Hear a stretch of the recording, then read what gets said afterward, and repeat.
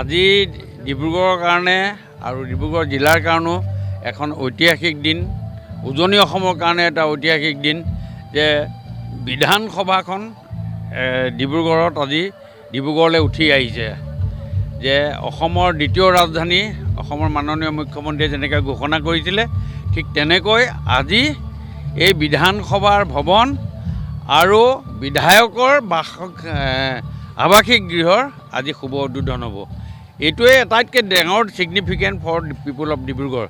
এটা সময় ডিব্ৰুগড়ৰ অৱস্থা আৰু আজিৰ 14 চনৰ পাছত ডিব্ৰুগড়ৰ অৱস্থা আপোনালোকে নিশ্চয় ভালকৈ উপলব্ধি কৰিব পাৰিছে। মই যথেষ্ট আনন্দিত হৈছোঁ। মোৰ জীৱনৰ ডাঙৰ প্ৰাপ্তি বুলি মই ক'ব খোজোঁ, ৰাজনৈতিকভাৱে মোৰ জীৱনৰ ডাঙৰ প্ৰাপ্তি যে বিধায়ক হ'ব যিদিনা বিধায়ক হৈছিলোঁ, সেই সময়ত কানৈ কলেজৰ আগত ল'ৰাই জাল মাৰিবলগীয়া অৱস্থা হৈছিল আৰু আজি ডিব্ৰুগড় এখন দ্বিতীয় ৰাজধানী হ'বলৈ গৈছে। এইটোৱেই আটাইতকৈ ডাঙৰ উপলব্ধি। মই সকলোকে শুভেচ্ছা জনাইছোঁ। মই মাননীয় মুখ্যমন্ত্ৰী মহোদয়ক ধন্যবাদ দিছোঁ, নৰেন্দ্ৰ মোদী ডাঙৰীয়াক ধন্যবাদ দিছোঁ যে 180 বছৰীয়া এখন চহৰৰ তেখেতসকলক ঐতিহাসিক যিটো সন্মান দিলে, এই সন্মানটো দিয়াৰ কাৰণে। ছাৰ, 1700 কোটি টকাৰ প্ৰায় কেইবাটাও প্ৰকল্প লৈ কেন্দ্ৰীয় মন্ত্ৰীগৰাকীয়ে ইয়াৰ পৰাই কেইবাটাও কাৰ্যসূচী আছে, কি কি?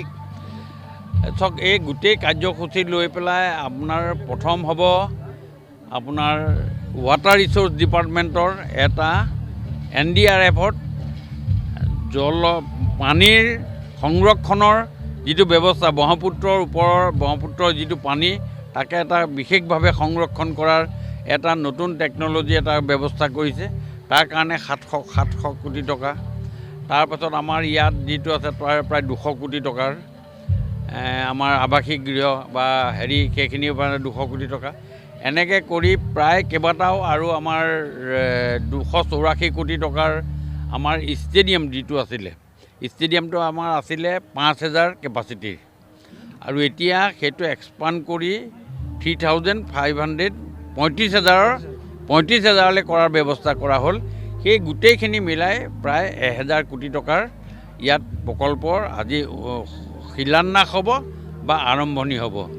যিটো পুৰণা আমাৰ যিটো ষ্টেডিয়াম আছে খনিকৰ ষ্টেডিয়ামৰ, সেই খনিকৰ ষ্টেডিয়াম 5000 কেপাচিটিৰ যিটো আছে, সেই 5000 কেপাচিটিটো যিটো সেই সময়ত মাননীয় মুখ্যমন্ত্ৰী সেই সময়ৰ সৰ্বানন্দ সোণোৱাল ডাঙৰীয়াই আধাৰশিলা কৰিছিলে, আজি সম্পূৰ্ণ হ'ব আৰু ৰাইজক উৎসৰ্গিত কৰিব পৰা ব্যৱস্থা হ'ব।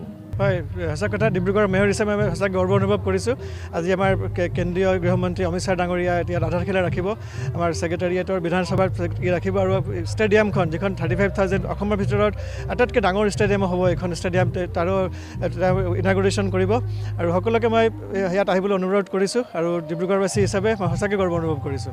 কিমান লোক সমবেত হ'ব ইয়াত আমাৰ টাৰ্গেট আছেতো 1 লাখ, আশা কৰিছোঁ 1 লাখতকৈ বেছি সমবেত হ'ব। ইয়াৰ কেপাচিটিতকৈ বেছি হ'ব আশা কৰিছোঁ। আমি ৰাইজক অনুৰোধ কৰিম, যদি অলপ কিবা এটা দিগদাৰী হয় আপোনালোকে ইয়াত কোঅপাৰেট কৰিব। আৰু মাননীয় অমিত শ্বাহ ডাঙৰীয়া যিমান দেৰি অফিচ মিটিঙত থাকিব, ইমান দেৰি আপোনালোকে গুচি নাযায়। আৰু ডিব্ৰুগড় মিটিং ছাকচেছফুল হ'ব, প্ৰত্যেকবাৰ হয়। আমাৰ মাননীয় বিধায়ক প্ৰশান্ত ফুকন ডাঙৰীয়াৰ নেতৃত্বত ডিব্ৰুগড় আমাৰ যিমান টাৰ্গেট দিছে 15,000, মই যি দেখিছোঁ ৰাতিপুৱাৰ পৰা মই মানুহ অনা নিয়া লাগি আছোঁ, তাত দেখিছোঁ 15,000 কি কৈছে 30,000 মানুহ চাগে আহি উপস্থিত হ'ব, এই লাইনকৈ আহি আছে। আশা কৰিছোঁ আমাৰ মিটিং ছাকচেছফুল হ'ব।